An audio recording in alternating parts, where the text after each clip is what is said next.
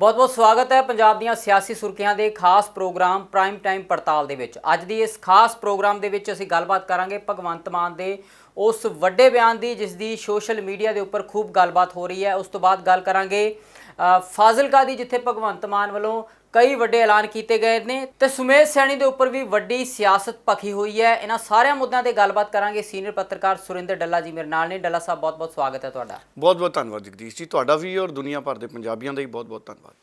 ਡੱਲਾ ਸਾਹਿਬ ਅੱਜ ਭਗਵੰਤ ਮਾਨ ਹੁਣਾਂ ਨੇ ਇੱਕ ਵੱਡਾ ਸਿਆਸੀ ਬਿਆਨ ਦੇ ਦਿੱਤਾ। ਕਹਿੰਦੇ ਹਾਲਾਤ ਇਹੋ ਜਿਹੇ ਪੰਜਾਬ ਦੇ ਵਿੱਚ ਬਣਾਵਾਂਗੇ ਕਿ ਬਾਹਰਲੇ ਮੁਲਕਾਂ ਤੋਂ ਅੰਗਰੇਜ਼ ਵੀ ਪੰਜਾਬ ਦੇ ਵਿੱਚ ਨੌਕਰੀਆਂ ਕਰਨ ਆਉਣਗੇ। ਕਿਵੇਂ ਦੇਖਦੇ ਹੋ ਇਸ ਬਿਆਨ ਨੂੰ? ਦੇਖੋ, ਦੋ ਤਰ੍ਹਾਂ ਦੇ ਨਾਲ ਇਸ ਬਿਆਨ ਨੂੰ ਦੇਖਿਆ ਜਾ ਸਕਦਾ ਹੈ।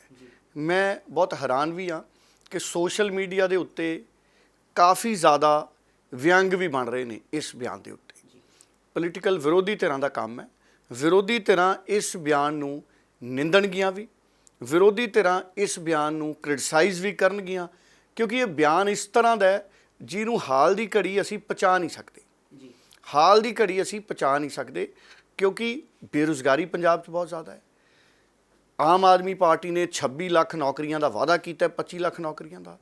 ਭਗਵੰਤ ਮਾਨ ਨੇ ਜਿੱਦਣ ਸਹੁੰ ਚੁੱਕੀ ਅਗਲੇ ਦੂਸਰੇ ਤੀਸਰੇ ਦਿਨ ਕਹਿਤਾ ਕਿ 35,000 ਮੁਲਾਜ਼ਮ ਪੱਕੇ ਕਰਨੇ, 25,000 ਪੋਸਟਾਂ ਕੱਢਣੀਆਂ ਨੇ। ਔਰ ਹੁਣ ਦਬਾਅ ਵੱਧਦਾ ਜਾ ਰਿਹਾ, ਧਰਨੇ ਲੱਗਦੇ ਜਾ ਰਹੇ ਨੇ ਪੰਜਾਬ ਦੇ ਵਿੱਚ। ਔਰ ਮਹਾਰਾਜਾ ਰਣਜੀਤ ਸਿੰਘ ਯੂਨੀਵਰਸਿਟੀ ਦੇ ਵਿੱਚ ਗਏ ਸੀ ਉਹ ਬਠਿੰਡਾ, ਵਿਦਿਆਰਥੀਆਂ ਦਾ ਡਿਗਰੀ ਵੰਡ ਸਮਾਗਮ ਸੀ। ਪੰਜਾਬ ਦੇ ਗਵਰਨਰ ਵੀ ਅੱਜ ਨਾਲ ਗਏ ਹੋਏ ਸੀ ਔਰ ਵਿਦਿਆਰਥੀਆਂ ਨੂੰ ਸੰਬੋਧਨ ਕਰ ਰਹੇ ਸੀ ਭਗਵੰਤ ਮਾਨ, ਜਿੱਥੇ ਉਹਨਾਂ ਨੇ ਦੱਸਿਆ ਕਿ ਅਸੀਂ ਸੂਬੇ ਨੂੰ ਆਤਮ ਨਿਰਭਰ ਬਣਾਉਣਾ ਹੈ ਔਰ ਅਸੀਂ ਆਤਮ ਨਿਰਭਰ ਆਪਣੇ ਸੂਬੇ ਨੂੰ ਬਣਾਵਾਂਗੇ ਕਿ ਸਿਰਫ ਇੱਥੋਂ ਹੀ ਨਾ ਵਿਦਿਆਰਥੀ ਸਾਡੇ ਨੌਕਰੀਆਂ ਕਰਨ, ਅੰਗਰੇਜ਼ ਵੀ ਇੱਥੇ ਨੌਕਰੀ ਕਰਨ ਆਇਆ ਕਰਨਗੇ। ਕਹਿਣ ਦਾ ਮਤਲਬ ਉਹਨਾਂ ਦਾ ਇਹ ਸੀ ਕਿ ਅਸੀਂ ਆਪਣੇ ਸੂਬੇ ਨੂੰ ਆਤਮ ਨਿਰਭਰ ਬਣਾਉਣਾ। ਠੀਕ ਹੈ, ਹਲੇ ਇਹ ਗੱਲ ਹੈ ਜਿਹੜੀ ਇੰਨੀ ਜ਼ਿਆਦਾ ਨੇੜੇ ਪ੍ਰਤੀਤ ਨਹੀਂ ਹੁੰਦੀ ਕਿਉਂਕਿ ਹਜੇ ਅਸੀਂ ਆਪਣੇ ਪੈਰਾਂ 'ਤੇ ਨਹੀਂ ਖੜੇ ਹੋਏ। ਹਜੇ ਤਾਂ 3-4 ਲੱਖ ਕਰੋੜ 'ਤੇ ਅਸੀਂ ਕਰਜ਼ਾ ਹੀ ਹਾਂ। ਦੇਖੋ, ਵੱਡੇ ਵੱਡੇ ਲੀਡਰ ਇਹੋ ਜਿਹੀਆਂ ਗੱਲਾਂ ਕਰਦੇ ਨੇ। ਨਰਿੰਦਰ ਮੋਦੀ, ਮੈਨੂੰ ਯਾਦ ਹੈ, ਕਹਿੰਦੇ ਹੁੰਦੇ ਸੀ ਕਿ 2022 ਤੱਕ ਹਰ ਵਿਅਕਤੀ ਕੋਲੇ ਆਪਣਾ ਘਰ ਹੋਊਗਾ। 2022 ਅਸੀਂ ਆ ਗਏ, ਅਪ੍ਰੈਲ 'ਚ ਆ ਗਏ, ਮੇਰੇ ਕੋਲੇ ਅੱਜ ਤੱਕ ਆਪਣਾ ਘਰ ਨਹੀਂ। ਸੋ 2022 ਅਪ੍ਰੈਲ ਤੱਕ ਆਪਣੇ ਘਰ ਦਾ ਮਤਲਬ ਹੈ ਜਿਹਦੀ ਤੁਸੀਂ ਮਾਲਕੀ ਹੋਵੋ, ਤੁਹਾਡੇ ਨਾਂ 'ਤੇ ਮਕਾਨ ਦੀ ਰਜਿਸਟਰੀ ਹੋਵੇ, ਤੁਸੀਂ ਕਹੋ ਵੀ ਲੈ ਵੀ ਇਹ ਮੇਰਾ, ਵੀ ਮੈਂ ਇਹਨੂੰ ਚਾਹੇ ਵੇਚਾਂ ਚਾਹੇ ਰੱਖਾਂ, ਉਹ ਹੁੰਦਾ ਆਪਣਾ ਘਰ। ਮੋਦੀ ਸਾਹਿਬ ਕਹਿੰਦੇ ਸੀ ਸਭ ਕੋਲੇ ਹੋਊ। ਉਹ ਇੱਕ ਵਿਜ਼ਨ ਸੋਚ ਸੀ, ਨਹੀਂ ਆਇਆ ਸਭ ਕੋਲੇ ਘਰ। ਮੈਨੂੰ ਯਾਦ ਹੈ ਡਾਕਟਰ ਅਬਦੁਲ ਕਲਾਮ ਸੀ। ਡਾਕਟਰ ਅਬਦੁਲ ਕਲਾਮ ਕਹਿੰਦੇ ਹੁੰਦੇ ਸੀ ਕਿ 2022 ਤੱਕ ਅਸੀਂ ਭਾਰਤ ਨੂੰ ਡਿਵੈਲਪਡ ਕੰਟਰੀ ਦੇਖਣਾ ਚਾਹੁੰਦਾ ਮੈਂ। ਉਹ ਦੁਨੀਆ ਤੋਂ ਚਲੇ ਗਏ ਪਰ ਉਹਨਾਂ ਨੇ ਮਿਹਨਤ ਬਹੁਤ ਕੀਤੀ। ਅਸੀਂ 2022 'ਚ ਆ ਗਏ ਹਾਂ। ਕੀ ਅਸੀਂ ਡਿਵੈਲਪਡ ਕੰਟਰੀ ਬਣ ਗਏ? ਅਸੀਂ ਅੱਜ ਤੱਕ ਡਿਵੈਲਪਿੰਗ ਕੰਟਰੀ ਹਾਂ। ਸੋ ਇਸ ਕਰਕੇ ਜਿਹੜਾ ਇਹ ਕਹਿਣ ਦੀ ਗੱਲ ਹੁੰਦੀ ਹੈ, ਇਹਦਾ ਮਤਲਬ ਇਹ ਨਹੀਂ ਹੈਗਾ ਕਿ ਪੰਜਾਬ ਸਰਕਾਰ ਪੋਸਟਾਂ ਕੱਢ ਦੂ ਵੀ ਇਹ ਪੰਜਾਬੀਆਂ ਲਈ, ਇਹ ਗੈਰ ਪੰਜਾਬੀਆਂ ਲਈ ਤੇ ਇਹ ਅੰਗਰੇਜ਼ਾਂ ਲਈ ਅਸੀਂ ਭਰਤੀ ਕਰਾਂਗੇ। ਹੋ ਵੀ ਸਕਦਾ। ਇਹ ਕੋਈ ਐਡੀ ਹੈਰਾਨੀ ਵਾਲੀ ਗੱਲ ਨਹੀਂ। ਦੇਖੋ, ਸਾਡੇ ਪੰਜਾਬ 'ਚ ਕਈ ਗਰੀਬ ਕੰਟਰੀਜ਼ ਨੇ, ਏਸ਼ੀਅਨ ਕੰਟਰੀਜ਼ ਨੇ, ਅਫਗਾਨਿਸਤਾਨ ਵਗੈਰਾ ਨੇ, ਕਈ ਕੰਟਰੀਜ਼ ਨੇ ਜਿੱਥੋਂ ਦੇ ਵਿਦਿਆਰਥੀ ਭਾਰਤ 'ਚ ਪੜ੍ਹਨ ਆਉਂਦੇ ਨੇ। ਉਹ ਦੂਸਰੇ ਮੁਲਕਾਂ ਦੇ ਵਿਦਿਆਰਥੀ ਹੁਣ ਵੀ ਭਾਰਤ 'ਚ ਵਿੱਦਿਆ ਲੈਣ ਆਉਂਦੇ ਨੇ ਔਰ ਖ਼ਾਸ ਤੌਰ 'ਤੇ ਪੰਜਾਬ 'ਚ ਜਗਜੀਤ ਜੀ ਤੁਹਾਡੇ ਲੁਧਿਆਣੇ ਇੱਕ ਕਾਲਜ ਹੈ, ਪੰਜਾਬ PTCE ਇੱਦਾਂ ਦਾ ਨਾਮ ਹੈ ਉਹਦਾ, Punjab college of technical education, Punjab college of technical education PCTE। ਉੱਥੇ ਕਈ ਮੁਲਕ ਨੇ ਸਾਡੇ ਏਸ਼ੀਅਨ ਕੰਟਰੀਜ਼, ਉਹਨਾਂ ਦੇ ਵਿਦਿਆਰਥੀ ਪੜ੍ਹਨ ਆਉਂਦੇ ਨੇ ਅਤੇ ਨੌਕਰੀਆਂ ਕਰਨ ਵੀ ਆ ਸਕਦੇ ਨੇ। ਇਹਦੇ 'ਚ ਕੋਈ ਬਹੁਤੀ ਹੈਰਾਨੀ ਵਾਲੀ ਗੱਲ ਨਹੀਂ। ਇਹ ਵੀ ਹੋ ਸਕਦਾ ਕੱਲ੍ਹ ਨੂੰ ਪੰਜਾਬ ਦੀ ਸਰਕਾਰ ਐਡੀ ਤਰੱਕੀ ਕਰ ਜੇ, ਭਗਵੰਤ ਮਾਨ ਜੀ 5 ਸਾਲਾਂ 'ਚ ਪੰਜਾਬ ਨੂੰ ਉੱਥੇ ਲਿਆ ਕੇ ਖੜਾ ਕਰ ਦੇਣ ਵੀ ਪੰਜਾਬ 'ਚ ਘੱਟ ਜਾਣ ਮੁਲਾਜ਼ਮ, ਅਤੇ ਫਿਰ ਇਹ ਕੋਟਾ ਵੀ ਲਾ ਸਕਦੇ ਨੇ ਵੀ ਇਸ ਮਹਿਕਮੇ ਦੇ ਵਿੱਚ ਜਿਹੜੀਆਂ 10 ਪੋਸਟਾਂ ਨੇ ਅੰਗਰੇਜ਼ਾਂ ਲਈ ਹੈ। ਮਤਲਬ ਇੱਥੇ ਯੂਰਪ ਤੋਂ, ਬ੍ਰਿਟਿਸ਼ ਤੋਂ, ਕੈਨੇਡੀਅਨ ਕੋਈ ਵੀ ਆ ਸਕਦੇ ਨੇ। ਅੰਗਰੇਜ਼ ਦਾ ਮਤਲਬ ਹੁੰਦਾ ਦੂਸਰੇ ਮੁਲਕ ਵਾਲੇ। ਇਹ ਠੀਕ ਹੈ, ਅੱਜ ਦੇ ਸਮੇਂ ਇਹਦੇ 'ਤੇ ਲੋਕ ਹੱਸ ਸਕਦੇ ਆ। ਜਦੋਂ ਵੀ ਕੋਈ ਵੱਡੇ ਵੱਡੇ ਲੋਕ ਇਹੋ ਜਿਹੀਆਂ ਗੱਲਾਂ ਕਰਦੇ ਆ, ਅਕਸਰ ਦੂਸਰੇ ਲੋਕਾਂ ਨੂੰ ਲੱਗਦਾ ਹੁੰਦਾ ਵੀ ਇਹ ਹਾਸੇ ਵਾਲੀ ਗੱਲ ਇਹਨਾਂ ਨੇ ਕਰਤੀ। ਕਈ ਲੋਕ ਮੈਂ ਦੇਖ ਰਿਹਾ ਸੀ ਭਗਵੰਤ ਮਾਨ ਦੀ ਤੁਲਨਾ ਸੁਖਬੀਰ ਬਾਦਲ ਨਾਲ ਕਰੀ ਜਾਂਦੇ ਸੀ। ਠੀਕ ਹੈ, ਡੈਮੋਕ੍ਰੇਸੀ ਹੈ ਨਾ। ਭਗਵੰਤ ਮਾਨ ਵੀ ਦੂਸਰਿਆਂ 'ਤੇ ਚੁਟਕਲੇ ਬਣਾਉਂਦੇ ਸੀ ਕਿਸੇ ਟਾਈਮ, ਅਤੇ ਜੇ 2 ਚੁਟਕਲੇ ਭਗਵੰਤ ਮਾਨ ਉਹਨਾਂ 'ਤੇ ਬਣ ਜਾਣਗੇ ਤਾਂ ਕੀ ਹੈ। ਪਰ ਉਹਨਾਂ ਦੀ ਸੋਚ ਇਹਦੇ 'ਚ ਮਾੜੀ ਨਹੀਂ, ਉਹਨਾਂ ਦੀ ਸੋਚ ਪੰਜਾਬ ਦੇ ਭਲੇ ਵਾਲੀ ਹੈ। ਇਸ ਕਰਕੇ ਚੀਜ਼ਾਂ ਨੂੰ ਸਾਨੂੰ ਵੱਖਰੇ ਤਰੀਕੇ ਨਾਲ ਦੇਖਣਾ ਪਊਗਾ। ਇਹਨਾਂ ਦਾ ਜਿਹੜਾ ਇਹ ਬਿਆਨ ਹੈ ਇਹਦੇ ਪਿੱਛੇ ਭਾਵਨਾ ਇਹੀ ਹੈ। ਪਰ ਹਾਂ, ਇਹ ਚੁਣੌਤੀ ਹੈ। ਹੁਣ ਨੌਕਰੀਆਂ ਭਗਵੰਤ ਮਾਨ ਨੂੰ ਦੇਣੀਆਂ ਪੈਣਗੀਆਂ, ਨਹੀਂ ਤਾਂ ਲੋਕ ਨਾਰਾਜ਼ ਵੀ ਹੋ ਜਾਣਗੇ। ਦੇਖੋ ਜਿੰਨੀ ਛੇਤੀ ਲੋਕ ਨਾਲ ਜੁੜਦੇ ਨੇ ਪੰਜਾਬ ਦੇ, ਓਨੀ ਛੇਤੀ ਟੁੱਟ ਜਾਂਦੇ ਨੇ। ਜਿਹੜੀਆਂ ਸਰਕਾਰਾਂ ਹੁੰਦੀਆਂ ਨੇ ਨਾ ਜੀ, ਇਹ ਮਿੱਟੀ ਦੀ ਚਣਾਈ ਨਾਲ ਹੁੰਦੀਆਂ। ਸਰਕਾਰਾਂ ਦੀ ਜਿਹੜੀ ਕੰਧ ਬਣਦੀ ਹੈ ਗਾਰੇ ਦੀ ਚਣਾਈ ਹੁੰਦੀ ਹੈ। ਮੀਂਹ ਤੇਜ਼ ਆ ਗਿਆ, ਕੁਛ ਨਾ ਕੀਤਾ, ਇਹਨਾਂ ਨੇ ਡਿੱਗ ਜਾਣਾ। ਹਵਾ ਦੇ ਤੇਜ਼ ਬੁੱਲੇ ਨਾਲ ਵੀ ਸਰਕਾਰਾਂ ਡਿੱਗ ਜਾਂਦੀਆਂ ਨੇ। ਸੋ ਭਗਵੰਤ ਮਾਨ ਉਹਨਾਂ ਨੂੰ ਚੁਣੌਤੀਆਂ ਦਾ ਸਾਹਮਣਾ ਤਾਂ ਕਰਨਾ ਪਊਗਾ। 35,000 ਕੱਚੇ ਵੀ ਪੱਕੇ ਕਰਨੇ ਪੈਣਗੇ, ਔਰ 25,000 ਨੌਕਰੀਆਂ ਦਾ ਉਹਨਾਂ ਨੇ ਵਾਅਦਾ ਕੀਤਾ ਸੀ ਕਿ ਮੈਂ ਮਹੀਨੇ ਦੇ ਵਿੱਚ ਹੀ ਪ੍ਰੋਸੈਸ ਅਸੀਂ ਐਡਵਰਟਾਈਜ਼ ਕਰ ਦਿਆਂਗੇ। ਉਹ ਹੌਲੀ ਹੌਲੀ ਪ੍ਰਕਿਰਿਆ ਪੂਰੀ ਹੋ ਜਾਊਗੀ। ਬਾਕੀ ਦੇਖਦੇ ਹਾਂ, ਚੁਣੌਤੀਆਂ ਹੈ ਭਗਵੰਤ ਮਾਨ ਅੱਗੇ। ਇਸ ਬਿਆਨ ਦੇ ਨਾਲ ਕੋਈ ਇਤਰਾਜ਼ ਨਹੀਂ ਮੈਨੂੰ ਜੀ। ਮੈਂ ਤੁਹਾਨੂੰ ਯਕੀਨ ਦਿਵਾਉਣਾ ਕਿ ਤੁਸੀਂ ਸਾਡੇ ਦੇਸ਼ ਦਾ ਸਰਮਾਇਆ ਹੋ, ਤੁਸੀਂ ਇੱਥੇ ਹੀ ਰਹਿਣਾ, ਦੇਸ਼ ਨੂੰ ਸਰਵ ਕਰਨਾ ਹੈ, ਬ੍ਰੇਨ ਡਰੇਨ ਬਿਲਕੁਲ ਰੋਕਣਾ ਹੈ। ਥੋੜਾ ਜਿਹਾ ਮੌਕਾ ਦੇ ਦਿਓ। ਅਸੀਂ ਇਸ ਤਰ੍ਹਾਂ ਦੀਆਂ ਪਲੈਨਿੰਗਾਂ ਕਰ ਰਹੇ ਹਾਂ ਕਿ ਇੱਥੇ ਅੰਗਰੇਜ਼ ਨੌਕਰੀਆਂ ਮੰਗਣ ਆਇਆ ਕਰਨਗੇ ਕਿ ਇੱਥੇ ਇੰਨੀ ਵਧੀਆ ਫੈਕਟਰੀ ਲੱਗ ਗਈ, ਸਾਨੂੰ ਉੱਥੇ ਕੰਮ ਮਿਲ ਜਾਏ। ਕਿਉਂਕਿ ਉਹ ਤਾਂ ਟੈਕਨੀਕਸ ਨਾਲ ਆਉਂਦੇ ਨੇ, ਔਰ ਟੈਕਨੀਕਸ ਇਹ ਜਿਹੀ ਯੂਨੀਵਰਸਿਟੀਜ਼ ਦਿੰਦੀਆਂ ਨੇ। ਕਿਉਂ ਨਹੀਂ ਆਉਣਗੇ? ਜਦੋਂ ਆਪਾਂ ਨੇ ਇੱਥੇ ਇੰਨਾ ਇੰਡਸਟਰੀਅਲ ਮਾਹੌਲ ਵਧੀਆ ਬਣਾ ਲਿਆ, ਜਿਸ ਤਰ੍ਹਾਂ ਬੋਲਿਆ ਗਿਆ ਸੀ ਕਿ ਇਸ ਇਲਾਕੇ ਨੂੰ ਵਿਦਿਅਕ ਪੱਖੋਂ ਪਛੜਿਆ ਸੀ, ਕਿਹਾ ਜਾਂਦਾ ਸੀ ਅੱਜ ਯੂਨੀਵਰਸਿਟੀਆਂ ਦੀ ਹੱਬ ਹੈ। ਕਿਉਂ ਨਹੀਂ ਕਰ ਸਕਦੇ? ਕਰ ਸਕਦੇ ਆਪਾਂ ਸਭ ਕੁਝ ਜੀ। ਫਾਜ਼ਿਲਕਾ ਵੀ ਪਹੁੰਚੇ ਅੱਜ ਭਗਵੰਤ ਦੇਖੋ, ਫਾਜ਼ਿਲਕਾ ਗਏ ਭਗਵੰਤ ਮਾਨ ਨੇ। ਪਹਿਲਾਂ ਤਾਂ 12 ਤਰੀਕ ਨੂੰ ਭਗਵੰਤ ਮਾਨ ਦੇਸ਼ ਦੇ ਗ੍ਰਹਿ ਮੰਤਰੀ ਨੂੰ ਮਿਲ ਰਹੇ ਨੇ, ਅਮਿਤ ਸ਼ਾਹ ਉਹਨਾਂ ਨੂੰ ਮਿਲ ਰਹੇ ਨੇ, ਔਰ ਉੱਥੇ ਉਹ ਮੁੱਦਾ ਚੱਕਣਗੇ ਕਿ ਸਾਡੇ ਜਿਹੜੇ ਸਰਹੱਦੀ ਕਿਸਾਨ ਨੇ, ਜਿਹੜੀ ਕੰਡਿਆਲੀ ਤਾਰ ਤੋਂ ਪਾਰ ਦੇ ਸਾਡੇ ਕਿਸਾਨ ਨੇ ਜਗਦੀਸ਼ ਜੀ, ਉਹਨਾਂ ਦੀਆਂ ਵੀ ਬਹੁਤ ਸਮੱਸਿਆਵਾਂ ਨੇ, ਖੇਤੀ ਦੀਆਂ ਸਮੱਸਿਆਵਾਂ ਨੇ, ਲਾਂਘੇ ਦੀਆਂ ਸਮੱਸਿਆਵਾਂ ਨੇ, ਔਰ ਭਗਵੰਤ ਮਾਨ ਨੇ ਉਹਨਾਂ ਸਾਰੀਆਂ ਦਾ ਜ਼ਿਕਰ ਕੀਤਾ। ਪੰਜਾਬ ਦੇ ਗਵਰਨਰ ਉੱਥੇ ਬੈਠੇ ਸੀ, ਗਵਰਨਰ ਨੇ ਵੀ ਆਪਣੀ ਗੱਲ ਰੱਖੀ। ਹਾਲਾਂਕਿ ਇਹ ਪਹਿਲਾਂ ਬੜੀਆਂ ਚਰਚਾਵਾਂ ਚੱਲ ਰਹੀਆਂ ਸੀ ਕਿ ਹੁਣ ਗਵਰਨਰ ਨੇ ਜਿਹੜੇ ਉਹ ਸਰਹੱਦੀ ਸੂਬਿਆਂ ਦਾ ਦੌਰਾ ਕਰਨਗੇ, ਉੱਥੋਂ ਦੀ ਰਿਪੋਰਟ ਬਣਾ ਕੇ ਕੇਂਦਰ ਸਰਕਾਰ ਨੂੰ ਦੇਣਗੇ, ਕਿਉਂਕਿ 50 ਕਿਲੋਮੀਟਰ ਦੇ ਦਾਇਰੇ 'ਚ ਜਿਹੜੀ BSF ਹੈ ਸਾਡੀ, ਉਹ ਆ ਗਈ ਸੀ। ਉਸ ਵੇਲੇ ਆਮ ਆਦਮੀ ਪਾਰਟੀ ਵਾਲੇ ਵੀ ਵਿਰੋਧ ਕਰਦੇ ਸੀ ਕਿ 50 ਕਿਲੋਮੀਟਰ ਦੇ ਦਾਇਰੇ 'ਚ BSF ਆ ਗਈ ਤੇ ਚੰਨੀ ਸਾਹਿਬ ਨੇ ਪੈਰਵਾਈ ਨਹੀਂ ਕੀਤੀ। ਬਾਰਡਰ ਸਿਕਿਉਰਿਟੀ ਫੋਰਸ ਸਾਡੀ ਹੈ। ਜੇ 50 ਕਿਲੋਮੀਟਰ ਦੇ ਦਾਇਰੇ 'ਚ BSF ਆ ਗਈ ਤੇ ਕੋਈ ਗੱਲ ਨਹੀਂ, ਸਾਡੇ ਹੀ ਜਵਾਨ ਫੌਜ 'ਚ ਨੇ, ਸਭ ਤੋਂ ਵੱਧ ਤਾਂ ਪੰਜਾਬੀ ਫੌਜ 'ਚ ਨੇ। ਮੈਂ ਉਦੋਂ ਵੀ ਇਹਦਾ ਵਿਰੋਧ ਨਹੀਂ ਸੀ ਕੀਤਾ। ਪੋਲੀਟੀਕਲ ਲੋਕ ਵਿਰੋਧ ਕਰਦੇ ਨੇ, ਪਰ ਦੇਖੋ ਅੱਜ ਭਗਵੰਤ ਮਾਨ ਨਾਲ ਹੀ ਬੈਠੇ ਸੀ ਨਾ ਗਵਰਨਰ ਸਾਹਿਬ ਦੇ। ਅੱਜ ਉਹਨਾਂ ਦਾ ਅਹੁਦਾ ਬਦਲ ਗਿਆ। ਉਦੋਂ ਵਿਰੋਧੀ ਧਿਰ ਸੀ ਭਗਵੰਤ ਮਾਨ, ਉਦੋਂ ਭਗਵੰਤ ਮਾਨ ਵੀ ਉਹੀ ਜਿਹੀਆਂ ਗੱਲਾਂ ਕਰਦੇ ਸੀ ਜਿਵੇਂ ਹੁਣ ਦੂਜੇ ਕਰਨਗੇ। ਪਰ ਅੱਜ ਭਗਵੰਤ ਮਾਨ ਉਹਨਾਂ ਨੂੰ ਸਮਝ ਆ ਗਈ ਹੋਣੀ ਹੈ ਕਿ ਦੇਸ਼ ਇੱਕ ਨਿਯਮ, ਇੱਕ ਸਿਸਟਮ ਦੇ ਨਾਲ ਚੱਲਦਾ ਹੈ। ਇਸ ਕਰਕੇ ਇਹਦੇ 'ਚ ਕੋਈ ਬੁਰਾਈ ਨਹੀਂ ਸੀ। ਅਗਰ 50 ਕਿਲੋਮੀਟਰ ਤੇ ਬਾਰਡਰ ਸਿਕਿਉਰਿਟੀ ਫੋਰਸ ਆ ਗਈ, ਮੈਂ ਇਹਦੇ ਖਿਲਾਫ ਨਹੀਂ ਹਾਂ। ਬਾਰਡਰ ਸਿਕਿਉਰਿਟੀ ਫੋਰਸ ਨੇ ਪੰਜਾਬ 'ਚ ਕਦੀ ਕਿਸੇ ਨਾਲ ਧੱਕਾ ਕੀਤਾ ਦੱਸੋ? ਕੋਈ ਅਖਬਾਰਾਂ 'ਚ ਖਬਰਾਂ ਛਪੀਆਂ ਹੋਣ, ਲੋਕਾਂ ਨੇ ਪ੍ਰੈਸ ਕਾਨਫਰੰਸ ਕੀਤੀ ਹੋਵੇ? ਸਾਡੇ ਹੀ ਜਵਾਨ ਬਾਰਡਰ ਸਿਕਿਉਰਿਟੀ ਫੋਰਸ ਦੇ ਵਿੱਚ ਨੇ। ਸੋ ਅੱਜ ਭਗਵੰਤ ਮਾਨ ਨੇ ਜਿਹੜਾ ਮੁੱਦਾ ਚੱਕਿਆ, ਉਹਨਾਂ ਨੇ ਇਹ ਕਿਹਾ ਕਿ ਹੋਮ ਮਿਨਿਸਟਰ ਅੱਗੇ ਗੱਲ ਲੈ ਕੇ ਜਾਵਾਂਗੇ, ਇਹਨਾਂ ਦਾ ਮੁਆਵਜ਼ਾ ਵਧਣਾ ਚਾਹੀਦਾ। ਜਿਹੜੇ ਕੰਡਿਆਲੀ ਤਾਰ ਤੋਂ ਪਾਰ ਸਾਡੀਆਂ ਜ਼ਮੀਨਾਂ ਨੇ, ਜਿੱਥੇ ਕਾਸ਼ਤ ਨਹੀਂ ਹੋ ਸਕਦੀ, ਉਹਨਾਂ ਦੀਆਂ ਮੰਗਾਂ ਨੇ, ਉਹਨਾਂ ਦੇ ਮੁਆਵਜ਼ੇ ਵੀ ਮਿਲਣੇ ਚਾਹੀਦੇ ਨੇ, ਉਹਨਾਂ ਦੀਆਂ ਮੰਗਾਂ ਦਾ ਹੱਲ ਹੋਣਾ ਚਾਹੀਦਾ। ਸੋ ਗੰਭੀਰਤਾ ਦਿਖਾਈ ਹੈ ਭਗਵੰਤ ਮਾਨ ਨੇ ਇਸ ਮੁੱਦੇ ਤੇ। ਮੈਨੂੰ ਲੱਗਦਾ ਕਿ ਜਦੋਂ ਗ੍ਰਹਿ ਮੰਤਰੀ ਨੂੰ ਮਿਲਣਗੇ, ਹਾਲਾਂਕਿ ਇਹ ਵੀ ਕਹਿੰਦੇ ਨੇ ਭਗਵੰਤ ਮਾਨ ਕਿ ਸਾਨੂੰ ਇੰਡਸਟਰੀ ਆਉਣੀ ਚਾਹੀਦੀ ਹੈ, ਸਰਹੱਦਾਂ ਤੇ ਬਾਰਡਰ ਤੇ ਇੰਡਸਟਰੀ ਆਉਣੀ ਚਾਹੀਦੀ ਹੈ। ਦੇਖੋ, ਕੇਂਦਰ ਦੇ ਪੈਕੇਜ ਨਾਲ ਕੇਂਦਰ ਦਾ ਪੈਕੇਜ ਮਿਲਣਾ ਚਾਹੀਦਾ। ਮੈਂ ਤਾਂ ਡਾਕਟਰ ਮਨਮੋਹਨ ਸਿੰਘ ਵੇਲੇ ਦਾ ਕਹਿੰਦਾ ਸੀ ਕਿ ਪੰਜਾਬ ਨੂੰ ਇੰਡਸਟਰੀਅਲ ਪੈਕੇਜ ਮਿਲਣਾ ਚਾਹੀਦਾ, ਪਰ ਅਸੀਂ ਇਹ ਆਸ ਕਰੀਏ ਕਿ ਕੋਈ ਪ੍ਰਾਈਵੇਟ ਉਦਯੋਗ ਸਰਹੱਦ ਤੇ ਆਊਗਾ, ਉਹ ਆਸ ਹਜੇ ਕਮਜ਼ੋਰ ਹੈ। ਕੋਈ ਵੀ ਪ੍ਰਾਈਵੇਟ ਉਦਯੋਗ ਸਰਹੱਦ ਤੇ ਨਹੀਂ ਆਊਗਾ। ਉੱਥੇ ਸਰਕਾਰ ਨੂੰ ਉਦਮ ਕਰਨੇ ਚਾਹੀਦੇ ਨੇ। ਭਗਵੰਤ ਮਾਨ ਉਹਨਾਂ ਨੂੰ ਇਸ ਗੱਲ ਤੇ ਜ਼ੋਰ ਦੇਣਾ ਚਾਹੀਦਾ ਕਿ ਅਸੀਂ ਸਰਕਾਰੀ ਉਦਮ ਵਧਾਈਏ। ਕੱਲ ਜਿਵੇਂ ਸ਼੍ਰੋਮਣੀ ਗੁਰਦੁਆਰਾ ਪ੍ਰਬੰਧਕ ਕਮੇਟੀ ਲਈ ਅਪੀਲ ਕੀਤੀ ਭਗਵੰਤ ਮਾਨ ਨੇ ਵੀ ਅਸੀਂ ਤੁਹਾਡੀ ਮਦਦ ਕਰਾਂਗੇ, ਤੁਸੀਂ ਟੈਲੀਵਿਜ਼ਨ ਚੈਨਲ ਚਲਾਓ। ਭਗਵੰਤ ਮਾਨ ਉਹਨਾਂ ਨੂੰ ਪੰਜਾਬ ਦੇ ਵਿੱਚ ਜਿਹੜੀ ਕੇਬਲ ਟੈਲੀਵਿਜ਼ਨ ਦੀ ਇੰਡਸਟਰੀ ਹੈ ਉਹ ਸਰਕਾਰੀ ਬਣਾਉਣੀ ਚਾਹੀਦੀ ਹੈ। ਉਹਦੇ 'ਚ ਬਹੁਤ ਸੰਭਾਵਨਾਵਾਂ ਨੇ, ਉਹਦੇ ਨਾਲ ਰੁਜ਼ਗਾਰ ਹੈ। ਜਿਹੜੇ ਸ਼ਰਾਬ ਦਾ ਕੰਮ ਹੈ ਉਹ ਸਰਕਾਰੀ ਕਾਰਪੋਰੇਸ਼ਨ ਬਣਾਉਣੀ ਚਾਹੀਦੀ ਹੈ। ਸਰਹੱਦੀ ਜਿਹੜੇ ਸਾਡੇ ਸੂਬਿਆਂ ਦੇ ਨੌਜਵਾਨ ਹੈ ਉਹਨਾਂ ਨੂੰ ਵੀ ਰੁਜ਼ਗਾਰ ਆਊਗਾ। ਠੇਕੇ ਤਾਂ ਸਰਹੱਦੀ ਸੂਬਿਆਂ 'ਚ ਵੀ ਨੇ। ਸ਼ਰਾਬ ਦੀ ਪਾਲਿਸੀ ਭਗਵੰਤ ਮਾਨ ਨੂੰ ਕੇਜਰੀਵਾਲ ਸਾਹਿਬ ਵਾਲੀ ਨਹੀਂ ਲਿਆਉਣੀ ਚਾਹੀਦੀ ਜਿਹੜੀ ਦਿੱਲੀ 'ਚ ਹੈ। ਉਹ ਪ੍ਰਾਈਵੇਟ ਠੇਕੇਦਾਰੀ ਸਿਸਟਮ ਹੈ। ਪੰਜਾਬ 'ਚ ਵੀ ਪ੍ਰਾਈਵੇਟ ਠੇਕੇਦਾਰੀ ਸਿਸਟਮ ਹੈ, ਉਹਦੇ ਕਰਕੇ ਸ਼ਰਾਬ ਮਹਿੰਗੀ ਹੈ ਤੇ ਸ਼ਰਾਬ ਇਲੀਗਲ ਹੈ। ਸਰਕਾਰੀ ਸ਼ਰਾਬ ਦੇ ਠੇਕੇ ਹੋਣ, ਸਰਕਾਰੀ ਕਾਰਪੋਰੇਸ਼ਨ ਹੋਵੇ। ਰੇਤੇ ਦੀ ਪਾਲਿਸੀ ਵੀ ਤੁਹਾਡੀ ਹੋਣੀ ਚਾਹੀਦੀ ਹੈ, ਸਰਕਾਰੀ ਕਾਰਪੋਰੇਸ਼ਨ। ਸਰਕਾਰੀ ਜਿਹੜੇ ਸਰਕਾਰ ਤੈਅ ਕਰੇ ਵੀ ਕਿੰਨਾ ਰੇਤਾ ਸਪਲਾਈ ਕਰਨਾ ਹੈ, ਕਿਸ ਮੁੱਲ 'ਚ ਸਪਲਾਈ ਕਰਨਾ ਹੈ। ਬੇਰੁਜ਼ਗਾਰਾਂ ਨੂੰ ਲਾਇਸੈਂਸ ਦਿੱਤੇ ਜਾਣ ਵੀ ਤੁਹਾਨੂੰ ਛੋਟ ਹੈ, ਤੁਸੀਂ ਜਾਓ, ਰੇਤਾ ਉੱਥੇ ਕੱਢ ਕੇ ਰੱਖਿਆ ਪਿਆ ਹੋਊਗਾ ਸਰਕਾਰੀ ਕਾਰਪੋਰੇਸ਼ਨ 'ਚ, ਤੁਹਾਡੇ ਕੋਲੇ ਅਸੀਂ ਲਾਇਸੈਂਸ ਦਿੰਦੇ ਹਾਂ, ਤੁਸੀਂ ਦਿਨ ਦੀ 1 ਜਾਂ 2 ਟਰਾਲੀਆਂ ਭਰ ਸਕਦੇ ਹੋ, ਜਿੰਨੀਆਂ ਵੀ ਮਨਜ਼ੂਰੀ ਦੇਣੀ ਹੈ। ਦੇਖੋ ਸਾਡੇ ਬੇਰੁਜ਼ਗਾਰ ਨੌਜਵਾਨ ਟਰਾਲੀਆਂ ਲੈ ਕੇ ਰੇਤਾ ਢੋਂਦੇ, ਕਿੰਨਾ ਚੰਗਾ ਕੰਮ ਹੈ ਇਹ। ਸਾਡੇ ਪਿੰਡ ਵਾਲੇ, ਖੇਤੀ ਵਾਲੇ ਲੋਕ, ਸ਼ਹਿਰਾਂ ਦੇ ਲੋਕ ਵੀ ਕਰਨਗੇ ਕੰਮ। ਸਾਡੇ ਮੁੰਡੇ ਕੈਨੇਡਾ 'ਚ ਜਾ ਕੇ ਟਰੱਕ ਚਲਾ ਸਕਦੇ ਆ, ਤੇ ਇੱਥੇ ਟਰਾਲੀ ਕਿਉਂ ਨਹੀਂ ਚਲਾ ਸਕਦੇ? ਸੋ ਇਸ ਕਰਕੇ ਇਸ ਪਾਸੇ ਸੋਚਣਾ ਪੈਣਾ ਹੈ ਕਿ ਸਰਕਾਰੀ ਉਦਯੋਗੀਕਰਨ ਵਧੇ। ਨਿਰੇ ਪੂਰੇ ਪੈਕੇਜਾਂ ਦੀ ਮੰਗ ਨਾਲ ਕੰਮ ਨਹੀਂ ਚੱਲਣਾ।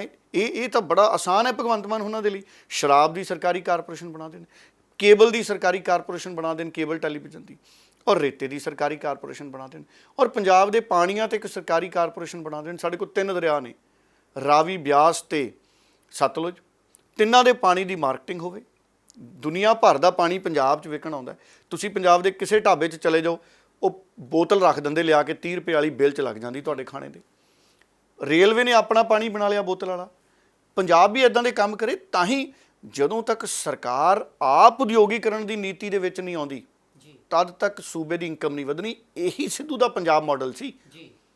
ਚਲੋ ਉਹ ਕਿਉਂਕਿ ਸਿੱਧੂ ਨੇ ਬਣਾਇਆ ਸੀ, ਆਪਾਂ ਤਾਂ ਕਹਿਤਾ, ਨਹੀਂ ਤਾਂ ਇਹ ਮਾਡਲ ਤਾਂ ਸਾਰੇ ਪੰਜਾਬ ਦਾ, ਇਹ ਭਗਵੰਤ ਮਾਨ ਵੀ ਲਾਗੂ ਕਰ ਸਕਦੇ ਨੇ। ਜ਼ਮੀਨ ਜਿਹੜੀ ਆਪਾਂ ਤਾਰ ਦੇ ਪਰਲੇ ਪਾਸੇ ਬੜੀ ਦਿੱਕਤ ਹੈ, ਉਹਦੇ ਕਿਸਾਨਾਂ ਨੂੰ 9 ਤੋਂ 5 ਹੈ, ਫਿਰ ਫ੍ਰਿਸਕਿੰਗ 'ਚ ਟਾਈਮ ਲੱਗ ਜਾਂਦਾ ਹੈ, ਕਈ ਵਾਰੀ ਟੈਨਸ਼ਨ ਵੱਧ ਜਾਂਦੀ ਹੈ ਤਾਂ ਕੰਮ ਵੀ ਨਹੀਂ ਕਰ ਸਕਦੇ, 1 ਜਾਂ 2 ਬੰਦੇ ਹੀ ਜਾ ਸਕਦੇ ਨੇ, ਲੇਬਰ ਦੀ ਕਮੀ ਰਹਿੰਦੀ ਹੈ, ਵੱਡੀਆਂ ਫਸਲਾਂ ਨਹੀਂ ਬੀਜ ਸਕਦੇ, ਬਹੁਤ ਸਾਰੀਆਂ ਦਿੱਕਤਾਂ ਨੇ। ਕਿਸਾਨਾਂ ਦੇ ਨਾਲ ਔਰ ਉਹਨਾਂ ਦੇ ਯੂਨੀਅਨਸ ਨਾਲ ਗੱਲਬਾਤ ਕਰਕੇ ਇਹਦਾ ਕੋਈ ਪੱਕਾ ਹੱਲ ਕੱਢਿਆ ਜਾਊਗਾ, ਤਾਂ ਕਿ ਇਸ ਨਾਲੇ ਮਿਲਟਰੀ ਨੂੰ ਵੀ ਬਹੁਤ ਈਜ਼ੀ ਹੋ ਜਾਊਗਾ, ਕਿਉਂਕਿ ਉਹਨਾਂ ਦਾ ਜ਼ਿਆਦਾਤਰ ਟਾਈਮ ਆਪਣੇ ਸਿਟੀਜ਼ਨ ਦੀ ਫ੍ਰਿਸਕਿੰਗ ਲਈ ਹੀ ਨਿਕਲ ਜਾਂਦਾ। ਸੋ ਜੇ ਕੋਈ ਇਸ ਤਰ੍ਹਾਂ ਦਾ ਹੱਲ ਹੋ ਜੇ ਕਿ ਕੰਪਨਸੇਸ਼ਨ ਇੰਨੇ ਹਾਈ ਹੋਣ ਕਿ ਉਹਨਾਂ ਦਾ ਪੁਰਾਣੇ ਘਾਟੇ ਪੂਰੇ ਹੋ ਜਾਣ, ਕਿਉਂਕਿ ਪਹਿਲਾਂ 5000 ਕਹਿੰਦੇ ਸੀ, ਫਿਰ 10000 ਕਰਤਾ ਸੀ, ਮਿਲਿਆ ਕਦੇ ਨਹੀਂ ਹੈਗਾ। ਮੈਂ ਪਾਰਲੀਮੈਂਟ 'ਚ ਮੁੱਦਾ ਉਠਾਇਆ ਸੀਗਾ ਇਹ, ਠੀਕ ਹੈ ਨਾ। ਸੋ ਬਾਰਡਰ ਦੇ ਵਿੱਚ ਇੰਡਸਟਰੀ ਆ ਜੇ ਤਾਂ ਸਾਡਾ ਬਾਰਡਰ ਦਾ ਯੂਥ ਨੂੰ ਕੰਮ ਮਿਲ ਜੂਗਾ। ਬਾਰਡਰ ਦੇ ਯੂਥ ਨੂੰ ਮਿਲਟਰੀ ਜਾਣ ਲਈ ਇਨਕਰੇਜ ਕਰੀਏ, ਸੈਨਿਕ ਸਕੂਲ, ਟ੍ਰੇਨਿੰਗ ਸਕੂਲ, ਔਰ ਜਿਸ ਤਰ੍ਹਾਂ ਰਾਜਪਾਲ ਸਾਹਿਬ ਨੇ ਕਿਹਾ।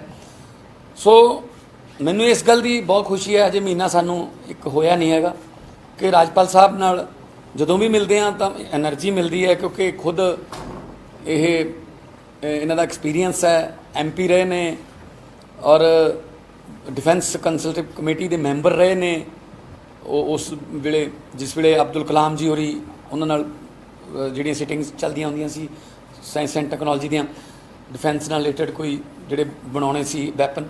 ਸੋ ਪੰਜਾਬ ਸਰਕਾਰ ਵੱਲੋਂ 100% ਜਿਹੜਾ ਉਹ ਸਹਾਇਤਾ ਮਿਲੂਗੀ, ਕੋਈ ਇਹਦੇ 'ਚ ਭੇਦਭਾਵ ਨਹੀਂ ਹੋਊਗਾ। ਔਰ ਪ੍ਰਸ਼ਾਸਨ ਵੱਲੋਂ ਜੋ ਚਾਹੀਦਾ ਉਹ ਵੀ, ਪੁਲਿਸ ਵੱਲੋਂ ਚਾਹੀਦਾ, DGP ਸਾਹਿਬ ਬੈਠੇ ਨੇ, ਉਹ ਵੀ ਮਿਲ ਕੇ ਚੱਲਾਂਗੇ ਸਾਰੇ, ਕਿਉਂਕਿ ਦੇਸ਼ ਰਹੂਗਾ ਤਾਂ ਸਾਰੇ ਰਵਾਂਗੇ। ਜੀ ਡੱਲਾ ਸਾਹਿਬ, ਸੁਮੇਧ ਸੈਣੀ ਨੂੰ ਲੈ ਕੇ ਨਵਾਂ ਸਿਆਸੀ ਰੌਲਾ ਪੈ ਗਿਆ, ਟਵੀਟ ਕਰਨਾ ਪੈ ਗਿਆ ਸੁਖਪਾਲ ਸਿੰਘ ਖਹਿਰਾ ਨੂੰ, ਤੇ ਉਧਰ ਮਨਜਿੰਦਰ ਸਿੰਘ ਸਿਰਸਾ ਹੁਣਾਂ ਨੇ ਵੀ ਇਸ ਮੁੱਦੇ ਨੂੰ ਲੈ ਕੇ ਟਵੀਟ ਕੀਤਾ। ਆਖਰ ਕੀ ਸਿਆਸੀ ਰੌਲਾ ਪੈ ਗਿਆ ਸੈਣੀ ਨੂੰ ਲੈ ਕੇ? ਦੇਖੋ, ਮਨਜਿੰਦਰ ਸਿਰਸਾ ਨੇ ਵੀ ਇੱਕ ਵੀਡੀਓ ਜਾਰੀ ਕੀਤੀ ਹੈ ਜੀ, ਔਰ ਕਈ ਟਵੀਟ ਹੋਏ ਨੇ, ਸੁਖਪਾਲ ਖਹਿਰਾ ਨੇ ਵੀ ਟਵੀਟ ਕੀਤਾ। ਜਿਹੜਾ ਭਾਵ ਕੱਢਿਆ ਮੈਂ ਸੁਖਪਾਲ ਖਹਿਰਾ ਦੇ ਟਵੀਟ ਦਾ, ਮਨਜਿੰਦਰ ਸਿਰਸਾ ਦੀਆਂ ਗੱਲਾਂ ਦਾ, ਉਹਦੇ ਮੁਤਾਬਕ ਇਹ ਗੱਲ ਨਿਕਲ ਕੇ ਆਈ ਹੈ ਕਿ ਅਦਾਲਤ ਦੇ ਵਿੱਚ ਸੁਮੇਧ ਸੈਣੀ ਦੇ ਕਈ ਮਾਮਲੇ ਚੱਲ ਰਹੇ ਨੇ, ਔਰ ਲਗਾਤਾਰ ਪਿਛਲੇ ਸਮਿਆਂ 'ਚ ਮੰਗ ਹੁੰਦੀ ਰਹੀ ਹੈ ਕਿ ਸੁਮੇਧ ਸੈਣੀ ਤੋਂ ਪੁੱਛਗਿੱਛ ਕੀਤੀ ਜਾਵੇ। ਬਹਿਬਲ ਕਲਾਂ ਵਾਲੇ ਮਾਮਲੇ ਦੇ ਵਿੱਚ, ਬੇਅਦਬੀਆਂ ਦੇ ਮਾਮਲੇ ਦੇ ਵਿੱਚ ਕਿਉਂ ਕੀਤੀ ਜਾਵੇ? ਕਿਉਂਕਿ ਉਹ ਮੁੱਖ ਮੰਤਰੀ ਸੀ 2015 'ਚ, ਜਦੋਂ ਇਹ ਬਹੁਤ ਘਟਨਾਵਾਂ ਵਾਪਰੀਆਂ। ਉਦੋਂ ਮੁੱਖ ਮੰਤਰੀ ਸੀ, ਅਕਾਲੀ ਦਲ ਦਾ ਰਾਜ ਸੀ, ਉਦੋਂ ਸਰਕਾਰ ਸੀ, ਔਰ ਸੁਮੇਧ ਸੈਣੀ ਪ੍ਰਕਾਸ਼ ਸਿੰਘ ਬਾਦਲ ਦਾ ਮਨਪਸੰਦ DGP ਸੀ। ਔਰ ਉਦੋਂ ਇਹ ਗੱਲ ਚੱਲ ਰਹੀ ਸੀ ਵੀ ਸੁਮੇਧ ਸਿੰਘ ਸੈਣੀ ਨੇ ਕਾਰਵਾਈ ਨਹੀਂ ਕੀਤੀ, ਇਹ ਕਰ ਸਕਦੇ ਸੀ, ਔਰ ਕਿਤੇ ਨਾ ਕਿਤੇ ਉਹਨਾਂ ਘਟਨਾਵਾਂ 'ਚ ਇਨਸਾਫ ਲਈ ਸੁਮੇਧ ਸੈਣੀ ਤੋਂ ਪੁੱਛਗਿੱਛ ਬੜੀ ਜ਼ਰੂਰੀ ਹੈ।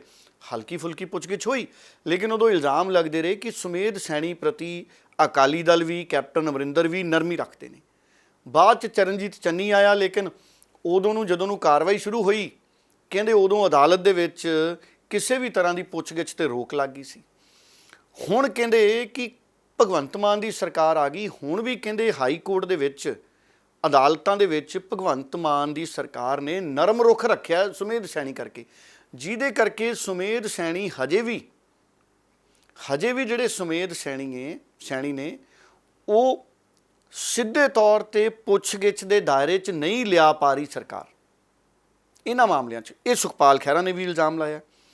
ਉਹ ਕਹਿੰਦੇ ਵੀ ਪੰਜਾਬ ਦੇ ਜਿਹੜੇ ਸਰਕਾਰੀ ਵਕੀਲ ਨੇ ਜਿਹੜੇ ਅਦਾਲਤ 'ਚ ਗਏ, ਹਾਲਾਂਕਿ ਮਨਜਿੰਦਰ ਸਿਰਸਾ ਤਾਂ ਕਹਿੰਦੇ ਆ ਕਿ ਪੰਜਾਬ ਦੀ ਸਰਕਾਰ ਨੇ ਹਲਫਨਾਮਾ ਦਿੱਤਾ ਹੈ ਵੀ ਸਾਨੂੰ ਜਿਹੜਾ ਇੱਕ ਕੋਠੀ ਵਾਲਾ ਕੇਸ ਹੈ ਸੁਮੇਧ ਸੈਣੀ ਦਾ, ਉਸ ਤੋਂ ਬਿਨਾਂ ਕਿਸੇ ਕੇਸ 'ਚ ਸੁਮੇਧ ਸੈਣੀ ਦੀ ਲੋੜ ਨਹੀਂ ਹੈ। ਇਹ ਇਹਨਾਂ ਦੋਨਾਂ ਲੀਡਰਾਂ ਦਾ ਕਹਿਣਾ। ਦੇਖੋ ਕਾਨੂੰਨੀ ਤੌਰ ਤੇ ਤਾਂ ਇਹ ਸਾਡੀ ਸਰਕਾਰ ਦੇ ਵਕੀਲ ਜਾਣਦੇ ਨੇ ਕਿਉਂਕਿ ਹਜੇ ਸਾਰੀਆਂ ਗੱਲਾਂ ਬਾਹਰ ਨਹੀਂ ਆਈਆਂ, ਪਰ ਮੋਟੇ ਰੂਪ 'ਚ ਮੈਂ ਇਹ ਕਹਿ ਸਕਦਾ ਕਿ ਇਲਜ਼ਾਮ ਇਹ ਹੈ ਮਨਜਿੰਦਰ ਸਿਰਸਾ ਦਾ ਔਰ ਸੁਖਪਾਲ ਖਹਿਰਾ ਦਾ ਕਿ ਹਜੇ ਵੀ ਜਿਹੜੀ ਸਰਕਾਰ ਹੈ ਉਹ ਸੁਮੇਧ ਸੈਣੀ ਦੇ ਪ੍ਰਤੀ ਨਰਮ ਰੁਖ ਰੱਖ ਰਹੀ ਹੈ ਅਦਾਲਤ 'ਚ। ਇਸ ਗੱਲ ਨੂੰ ਲੈ ਕੇ ਸਿਆਸੀ ਮਾਹੌਲ ਪੰਜਾਬ ਦਾ ਗਰਮ ਹੋ ਗਿਆ।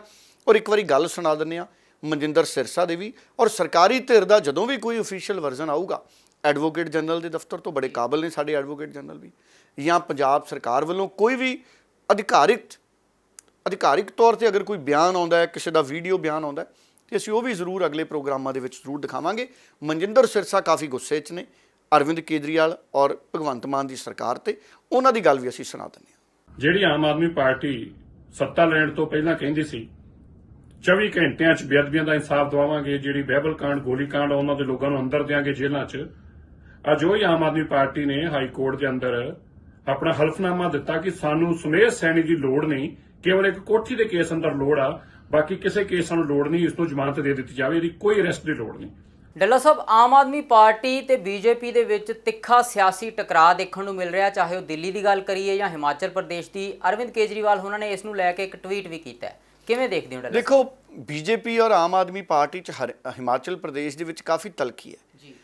ਆਮ ਆਦਮੀ ਪਾਰਟੀ ਦੇ ਉੱਥੋਂ ਦੇ ਸੂਬੇ ਦੇ ਕੋਆਰਡੀਨੇਟਰ ਜਾਂ ਪ੍ਰਧਾਨ ਉਹ ਬੀਜੇਪੀ ਰਾਤੋਂ ਰਾਤ ਸ਼ਾਮਲ ਕਰਾ ਗਈ।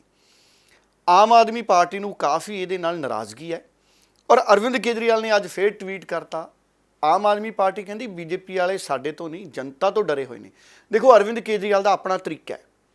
ਅਰਵਿੰਦ ਕੇਜਰੀਵਾਲ ਨੂੰ ਪਤਾ ਹੈ ਕਿ ਲੋਕਾਂ ਦੀ ਹਮਦਰਦੀ ਕਿਵੇਂ ਲੈਣੀ ਹੈ, ਲੋਕਾਂ ਦਾ ਧਿਆਨ ਕਿਵੇਂ ਖਿਚਵਾਉਣਾ ਹੈ ਆਪਣੇ ਵਾਲੇ ਪਾਸੇ। ਦੇਖੋ, ਮੇਰੇ ਕੋਲੇ ਇੱਥੇ ਤੱਕ ਖਬਰਾਂ ਆ ਗਈਆਂ, ਕਹਿੰਦੇ ਹਿਮਾਚਲ ਪ੍ਰਦੇਸ਼ 'ਚ ਹੋਰਡਿੰਗ ਲੱਗ ਗਏ ਵੀ ਅਸੀਂ ਮਹਿਲਾਵਾਂ ਨੂੰ 1100 ਰੁਪਇਆ ਦੇਵਾਂਗੇ। ਪੰਜਾਬ 'ਚ ਸਰਕਾਰ ਬਣੀ ਨੂੰ ਕਿੰਨਾ ਸਮਾਂ ਹੋ ਗਿਆ, ਕੋਈ ਗੱਲ ਹੀ ਨਹੀਂ ਕੀਤੀ ਕੇਜਰੀਵਾਲ ਸਾਹਿਬ ਨੇ ਕਿ 1000 ਰੁਪਈਆ ਜਿਹੜਾ ਮਹਿਲਾਵਾਂ ਦੇ ਖਾਤੇ 'ਚ ਪਾਉਣਾ ਹੈ, ਕਦੋਂ ਪਾਉਣਾ ਹੈ। 300 ਯੂਨਿਟ ਬਿਜਲੀ ਕਦੋਂ ਮੁਫਤ ਹੋਣੀ ਹੈ, ਕੋਈ ਗੱਲ ਨਹੀਂ ਕੀਤੀ। 2500 ਰੁਪਏ ਸੀ ਮੇਰੇ ਖਿਆਲ ਬੇਰੁਜ਼ਗਾਰਾਂ ਨੂੰ, ਉਹ ਪਤਾ ਹੀ ਨਹੀਂ ਕਦੋਂ ਗੱਲ ਹੋਣੀ ਹੈ। ਸੋ ਹਜੇ ਤਾਂ ਚਲੋ ਦੂਸਰੀਆਂ ਗੱਲਾਂ ਚੱਲ ਰਹੀਆਂ ਨੇ, ਹੌਲੀ ਹੌਲੀ ਭਗਵੰਤ ਮਾਨ ਸਾਰੇ ਕੰਮ ਨਿਬੇੜਨਗੇ। ਪਰ ਮੇਰੇ ਕਹਿਣ ਦਾ ਮਤਲਬ ਹੈ ਕਿ ਟਵੀਟ ਕੀਤਾ ਅਰਵਿੰਦ ਕੇਜਰੀਵਾਲ ਨੇ।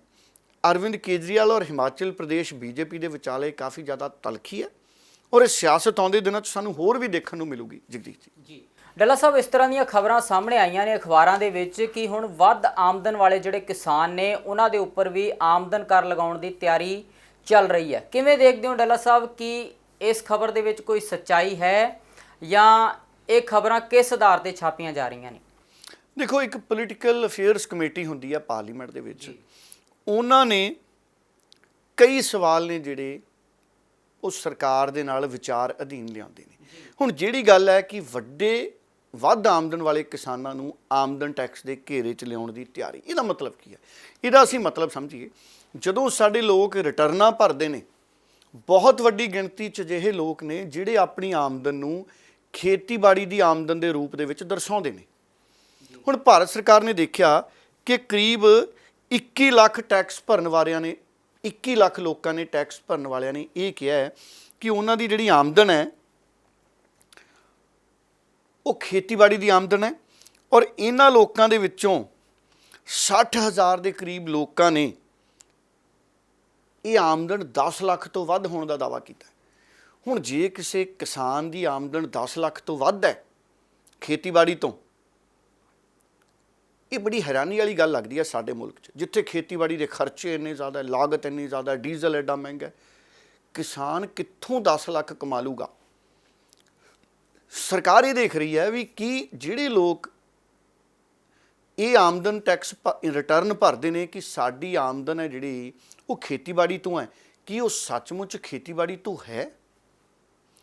ਇਸ ਕਰਕੇ ਇਹ ਚਰਚਾ ਚੱਲ ਰਹੀ ਹੈ ਕਿ ਇਹ ਜਿਹੜੇ ਲੋਕ ਵੱਧ ਆਮਦਨ ਵਾਲੇ ਨੇ ਵੀ ਉਹਨਾਂ ਨੂੰ ਕਹੋ ਵੀ ਤੁਸੀਂ ਇਨਕਮ ਟੈਕਸ ਦਿਓ। ਕਿਉਂਕਿ ਫਿਰ ਇੱਕ ਤਾਂ ਜਿਹੜੇ ਲੋਕ ਵੈਸੇ ਹੀ ਆਪਣੀ ਆਮਦਨ ਦਿਖਾ ਦਿੰਦੇ ਹੋਣਗੇ ਖੇਤੀ ਵਾਲੇ ਪਾਸੇ, ਉਹਨਾਂ ਨੇ ਉਹ ਦਿਖਾਣੀ ਬੰਦ ਕਰ ਦੇਣੀ ਹੈ। ਇੱਕ ਤਰੀਕੇ ਨਾਲ ਗਰੀਬ ਕਿਸਾਨਾਂ ਦਾ ਹੱਕ ਨਾ ਮਰੇ, ਗਰੀਬ ਕਿਸਾਨਾਂ ਦਾ ਹੱਕ ਨਾ ਮਰੇ, ਇਸ ਕਰਕੇ ਸਰਕਾਰ ਇਹਦੇ ਤੇ ਵਿਚਾਰ ਕਰ ਰਹੀ ਹੈ। ਕੋਈ ਫੈਸਲਾ ਨਹੀਂ ਹੋਇਆ। ਔਰ ਸਵੇਰ ਵਾਲੇ ਖਬਰ ਪੜਤਾਲ ਦੇ ਵਿੱਚ ਮਨਪ੍ਰੀਤ ਰੰਧਾਵਾ ਜੀ ਦੇ ਨਾਲ ਅਸੀਂ ਬੜੀ ਵਿਸਥਾਰ 'ਚ ਇਹਦੇ ਤੇ ਚਰਚਾ ਵੀ ਕਰਾਂਗੇ। ਇਹ ਬਹੁਤ ਵੱਡਾ ਵਿਸ਼ਾ ਹੈ, ਪਰ ਇਹ ਜ਼ਰੂਰੀ ਹੈ ਉਹ ਜਿਹੜੇ ਕਿਸਾਨ ਜਿਹੜੇ 10-10 20-20 ਲੱਖ ਰੁਪਏ ਕਮਾਉਂਦੇ ਨੇ, ਇਹ ਜ਼ਰੂਰ ਪਤਾ ਲੱਗਣਾ ਚਾਹੀਦਾ ਕਿ ਸੱਚਮੁੱਚ ਉਹਨਾਂ ਦੀ ਇਨਕਮ ਖੇਤੀਬਾੜੀ ਤੋਂ ਹੈ ਜਾਂ ਉਹ ਕਿਸੇ ਵੀ ਇਨਕਮ ਨੂੰ ਖੇਤੀਬਾੜੀ ਦੀ ਇਨਕਮ ਦੱਸ ਕੇ ਰਿਟਰਨ ਭਰ ਦਿੰਦੇ ਨੇ। ਮਸਲਾ ਸਿਰਫ ਇਹ ਹੈ, ਗਰੀਬ ਕਿਸਾਨਾਂ ਤੋਂ ਕਿਸੇ ਤਰ੍ਹਾਂ ਦਾ ਟੈਕਸ ਲੈਣ ਦੀ ਭਾਰਤ ਸਰਕਾਰ ਦੀ ਕੋਈ ਯੋਜਨਾ ਨਹੀਂ ਹੈ ਜੀ। ਡੱਲਾ ਸਾਹਿਬ, ਸਮਾਪਤੀ ਵੱਲ ਵਧਦੇ ਹਾਂ ਜੀ। ਤੁਹਾਡਾ ਬਹੁਤ ਬਹੁਤ ਧੰਨਵਾਦ, ਤੁਸੀਂ ਅੱਜ ਦੀਆਂ ਪ੍ਰਮੁੱਖ ਸਿਆਸੀ ਸੁਰਖੀਆਂ ਦੇ ਉੱਪਰ ਆਪਣੇ ਵਿਚਾਰ ਰੱਖੇ। ਬਹੁਤ ਬਹੁਤ ਧੰਨਵਾਦ। ਬਹੁਤ ਬਹੁਤ ਧੰਨਵਾਦ ਜੀ।